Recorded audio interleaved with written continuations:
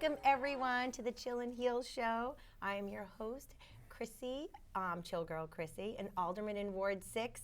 We are here to fuel your mind, body, and soul with goodness. We're going to open up, connect, share, be real, be raw, overcome, let go, and we're going to shine on. And sharing is caring, and I'm super excited. I feel like I always say that I'm super excited, but I feel really blessed to be sitting next to Evenor, who is if you don't know Evenor,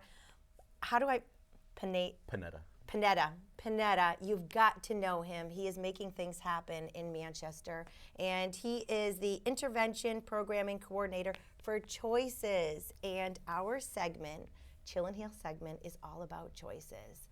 Welcome, Evenor. Thank you for having me. Thank you for coming on, especially short notice, and in this crazy weather, this New England weather that we love, and spring storm, love it. You gotta love it. Spring storm, yeah. It's not even April Fools, and but I want to do a little shout out to Tim Clardy, DPW. Thank you and your whole crew for, just cleaning up the street so beautifully and making it so safe that I felt so comfortable driving here. I took my time, but thank you, Tim. Shout out to Tim. Do you know Tim? I don't know Tim, but thank you. All right, yes, Tim and your crew, thank you. And we love Manchester.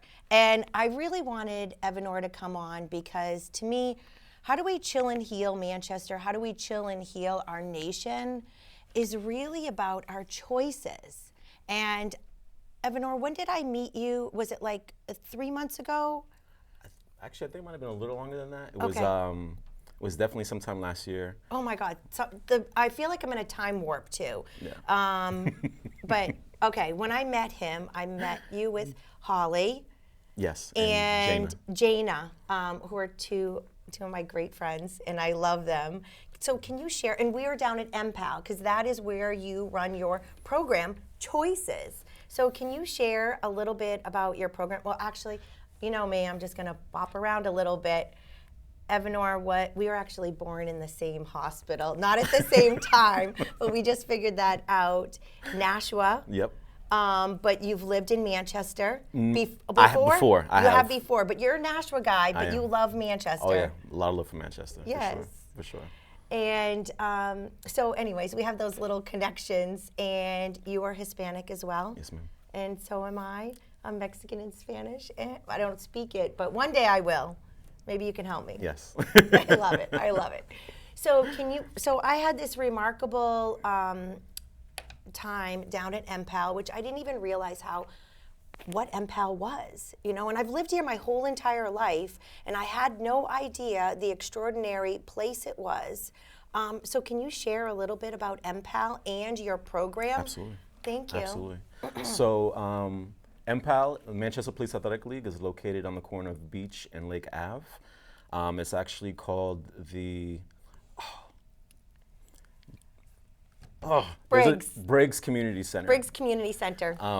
And so MPAL has a lot of recreational activities, programs that we do. They're all structured. They're all free to students ages 5 to 18 and residents of Manchester and the greater Manchester area. We also accept young folks from outside of Manchester. So what are the ages? So a lot of the programs depends. So like boxing, for example, you'd have to be 10 years old to participate in that. 8 years old to participate in our cooking classes. 5 years old for our Aikido class. Wrestling, they have two levels for that, I believe. They have like an older group and a younger group. And I think you can start as young as 8 for wrestling.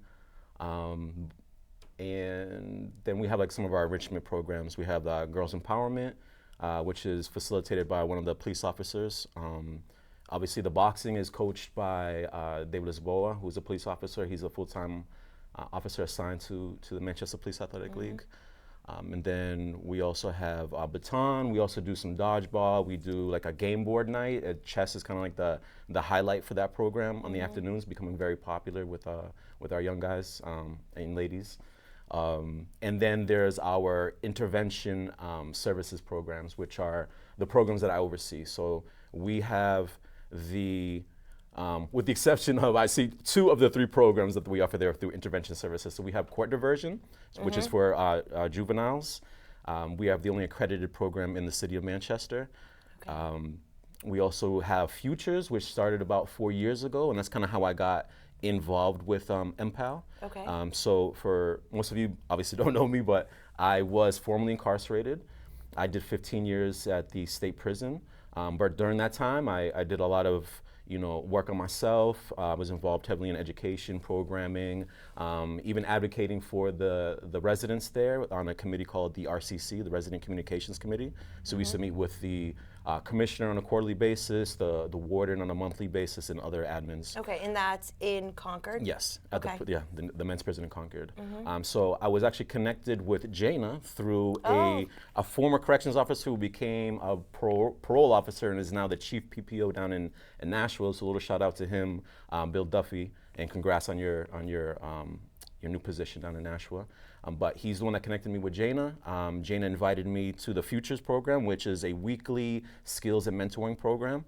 And part of that is having guest speakers with lived experience. So she invited me to speak to the kids and just kind of talk about my experiences growing up in Nashua, my involvement with gangs, drugs, unfortunately.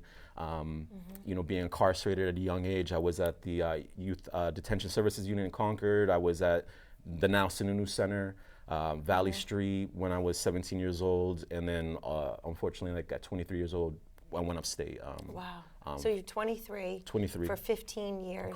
Correct. Wow. And originally I was sentenced to 18, and I was able to get some time knocked off because of my involvement in the prison and, again, the programming, stuff like that. So I was able to go back to court and get some time knocked off. So I'm very blessed and fortunate for that, which allowed me the opportunity to start, I guess, earlier working with young people. And again, so when I was invited to Futures as a guest speaker, I was invited several times, and then ultimately like, hey, you're more than welcome to hang out with us every Wednesdays, which I started doing. So I just became like a fixture there, kind of organically rolled into a co-facilitator role with Jana.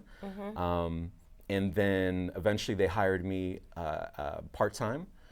And then, so a lot of folks don't know this, but in January 2023 is when the state, or at least in Manchester, started rolling out what's called the Juvenile Probation Transformation. And what does that mean? So basically what that did was, it was the states is trying to avoid young folks being incarcerated at an early age, because we're learning that that doesn't work. You know what I mean? An adult style incarceration system for juveniles does not work at all.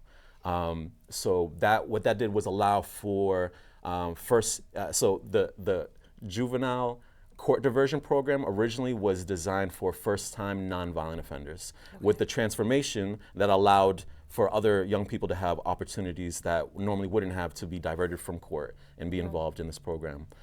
So now they're allowed to go through court diversion, which doubled our numbers, unfortunately.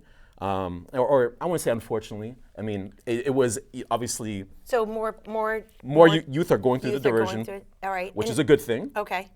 And what does that look like too? To go through that. So they've done something wrong, okay, and instead of going to juvie. To juvie, Or which to- is or like through the court system. back in the day we called it YDC, okay, because I lived up off of right near there. Okay. Okay.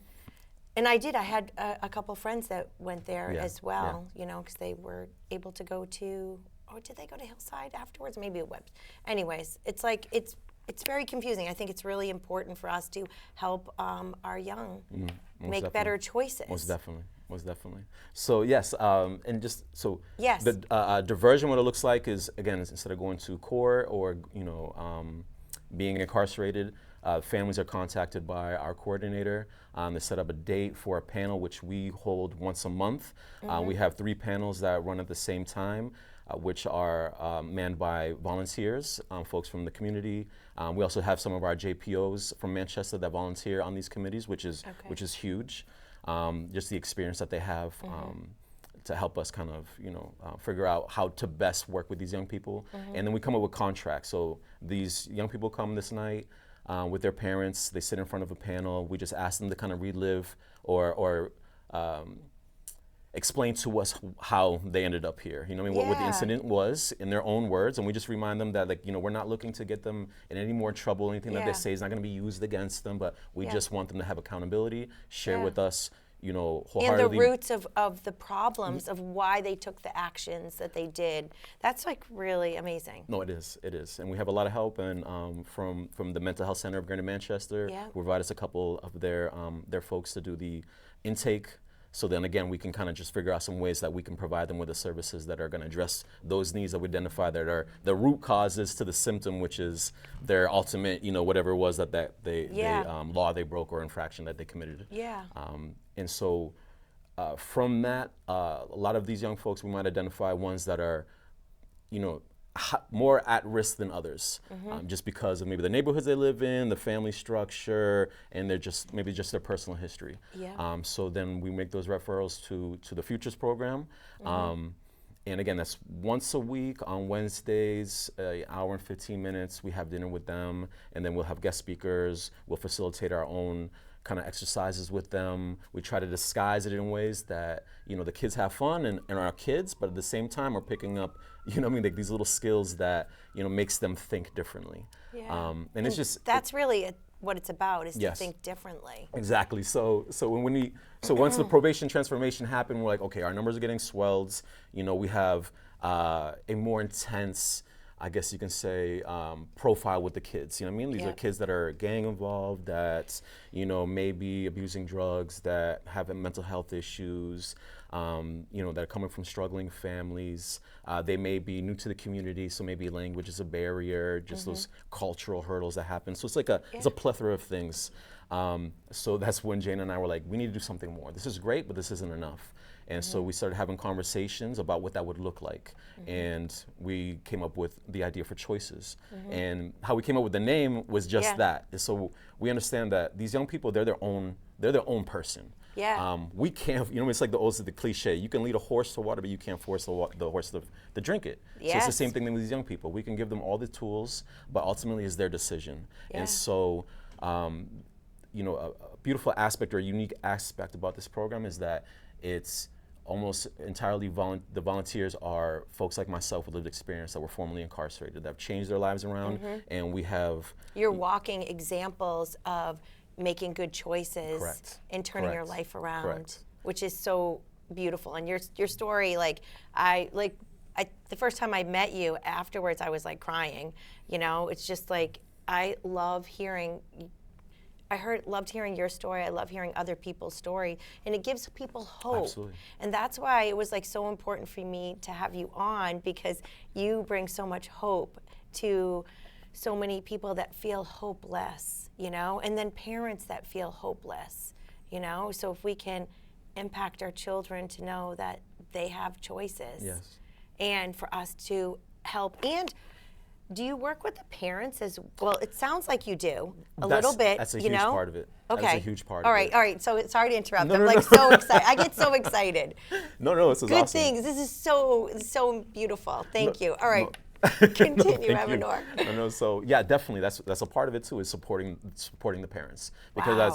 that's the beauty of the program, is that we're super fluid, we're super flexible. We meet challenges where they are, you know.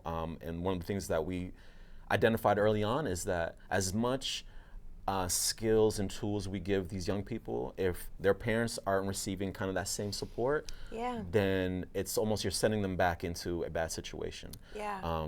And again, I'm not trying to put the blame or the onus entirely on parents, and I'm talking about adults in general. Yes, yes. Because we have In our community, Yes, because too. we have our own traumas and experiences. Yes. And sometimes, unfortunately, right, like I was a young father, 19 when I had my son, and that's, you know, very common, unfortunately, right? Like that young people, like babies are having babies. Yes. And so they're growing up on the fly trying to learn how to be a parent. Yes. And maybe they didn't have a good parent. Yeah. And so there's kind of like this cycle. So again, what we did was teamed up with Waypoint, and they helped us basically start a support group for parents and guardians of these young people, just so that they can have that support, that help, that outlet. Yes. They don't feel like they're on an island. Yes, because you do. You feel like you're alone as a parent sometimes. Yeah. Or you feel like you're alone no matter what. Exactly. You know? Exactly. And to So have that support. definitely. It's So beautiful. that's a part of it. And again, even when I work with these kids, so the choices, what really differentiates itself from Futures is that it's mobile, it's more one-on-one. It's not the group setting. So it's building on the relationships that we kind of already started with them in the group. Yeah. We might move them like in a continuum into the Choices program. And again, we meet them out in the community. We'll be at the schools. You know, if they're on probation, we'll meet with their probation officers. If they're in court, we'll be in court to support them and offer our services. You know, we're starting to trickle into the Sununu Center and work with some of our people that are our young people that are there. Oh, good. You know, and give them support so that they're better prepared when they get out. And the families, again, I'll meet with the parents, kind of talk with them, you know, game plan, help, you know, they help me identify maybe some things that to work with the kids on. And at the same time, I can kind of like keep it, you know, super real with them, you know what I mean? And just say, hey, you know, sometimes you got to get out of your own way, you know what I mean? And maybe try something different, think outside the box. I think it's so important to think outside the box because sometimes you just need to change it. And all of our children are different, right? Definitely. And you know, what works for one child might not work for your next child. And it's just what beautiful, so how supportive you are. And how many volunteers do you have working with you? Yeah. I got a nice solid team. So I have two that have been super consistent and have been on board for, one of them is going on, I want to say 2 years, the other is coming on a year as a volunteer. I also, and again, like just kind of bringing more folks into the fold. And that's also like an aspect we really didn't think about. You know, an added plus or benefit is that these folks, the volunteers, you know, with the lived experience, are also finding purpose. They're finding, you know, maybe their passion, being able to turn our negative past into a positive future by sharing our experiences and bridging those gaps with these young people. And it's really cool too because like one of the hugest supporters of this program and of MPAL, and you know, obviously it makes kind of sense, is the police department. You know, and the thing that law enforcement is saying, hey, we understand like you need to fight fire with fire. So we found a controlled fire, which is folks like myself, you know, formerly incarcerated with that lived experience, that can help really connect with these young people. Which is so beautiful, and I'm so grateful. I'm always a back the blue. Thank you, Chief Aldenberg, and all the officers out there. Definitely. You know, it just you feel safer, you know? And then when I walked into MPAL, which a shout out to MPAL, they stayed open during COVID. Yes. So the kids could get there and enjoy themselves and stay connected, because what we were losing is connections. So when did you start your program? So Choices rolled out officially September of 23. Okay. And that's how I was able to get hired full time. Okay. And again, it was from support from PD and from the city and the Board of Mayor Aldermen that approved some funds to be you know, used in a different aspect, which was able to provide my salary and get this program up and running. So it's been up and running since September, and I feel like we've already surpassed what we thought we would be at, you know, year 1.5. You know, we're already there, you know, 6-7 months, you know, after the rollout. Making huge differences. Yes, ma'am. Which is unbelievable. All right, so I have to, all right, let me see, where am I gonna, first of all, you are such a gentleman and your manners are exceptional, and I have to say that. Where did you always have your manners? Oh, my mom, and I was very fortunate. You know what I mean? Okay. With Your my upbringing. mom, amazing. Thank you. Because we need more gentlemen out there.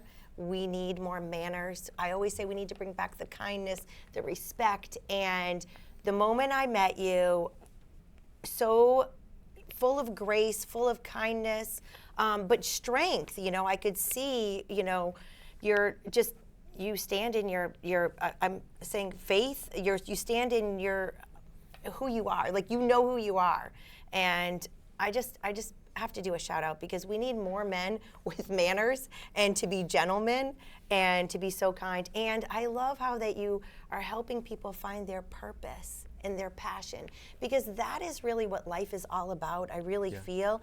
And sometimes it's like, you know, as a mom, you know, I remember I have 2 daughters, and it's like finding their passion and purpose, and you try with different activities, and one doesn't like this one doesn't like that one, and I'm like, because everyone is different. Yes. And to be able to help people find their passion and purpose, and then take the things that happened in life that weren't positive and turn them into something positive, it's giving people feel what's that word? Not worthless. You're full of self-worth. Self-worth is so important, because when we have self-worth, we make better choices. Yes, absolutely. Right? Absolutely. You have to love yourself before you can love anybody else. Yes. And I love that. Oh my gosh.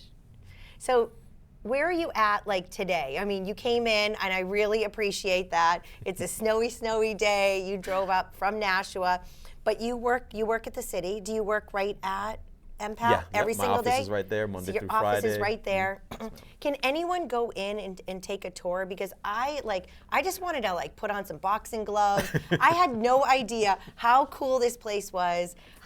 So many great officers hanging out there. I'd say hanging out, actually working out. They were active. Yeah. But it was just such a good feeling, and I had no idea what was behind those steel doors. So can anyone just go there? How does that work? It's funny, we just had a discussion, and maybe I should have been paying more attention to this, but I mean, I would say definitely before 3 o'clock, we have staff there. Okay. We don't have activities going on until after school hours. Okay. So it'd be I guess the best time when our staff aren't engaged with the kids. Yeah. And I would encourage people, just give us a call. We can book an appointment. We welcome folks to come through, take a walk through. Maybe you do want to show up later, and then in which case we can make time to have somebody that could guide you and walk you through and actually be able to see maybe all the boxing class or all the great things that are happening at MPAL. And do you accept donations? How do you? Absolutely. How do we support this amazing program even more? It's, to me, I'm when I see people making a difference, that's what I want to just support them more, And because there is hope. There's so much hope in Manchester, and it is through helping people make better choices and us making better choices too, Yes. It's the simple things. We're not perfect. I always say I'm perfectly imperfect, finding my way, blessed to be, in your presence, really. I just, children, I've always, I don't know. For me, I grew up here my whole entire life.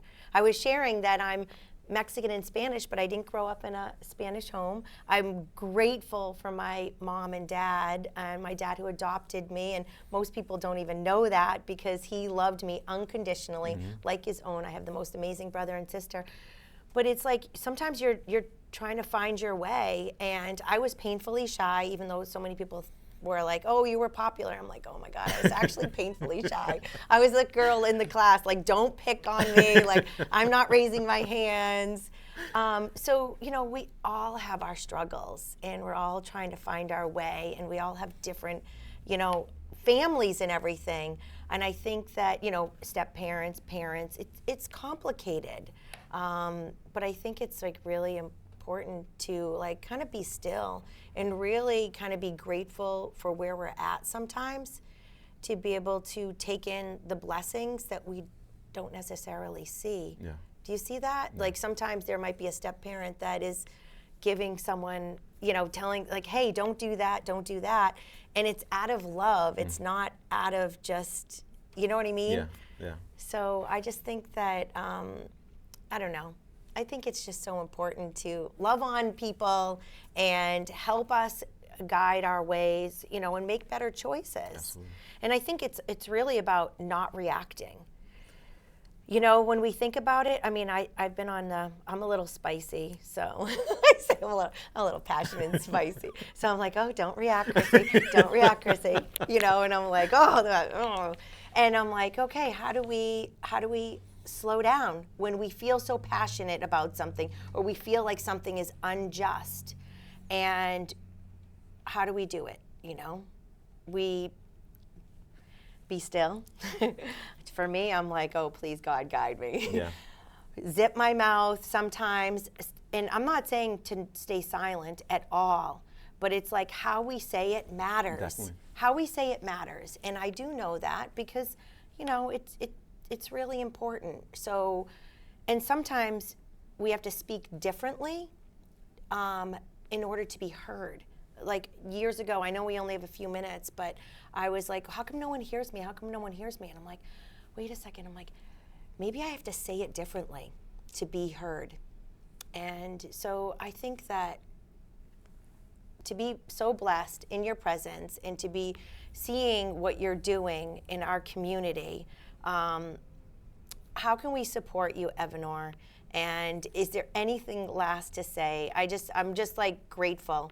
To me, we need to be supporting the programs that are working and volunteering and sharing our stories of struggle and of how we're doing better, you know, because we're perfectly imperfect, you know?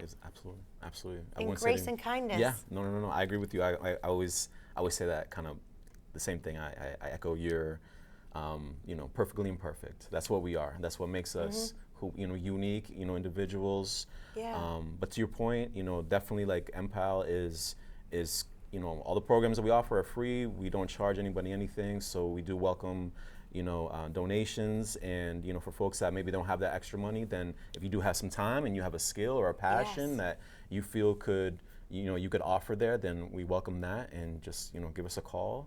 And we can figure that out. We can make an appointment, have you come down, or again, if you have, you know, you want to donate money, then call, and then we can kind of walk you through what that looks like. Yeah.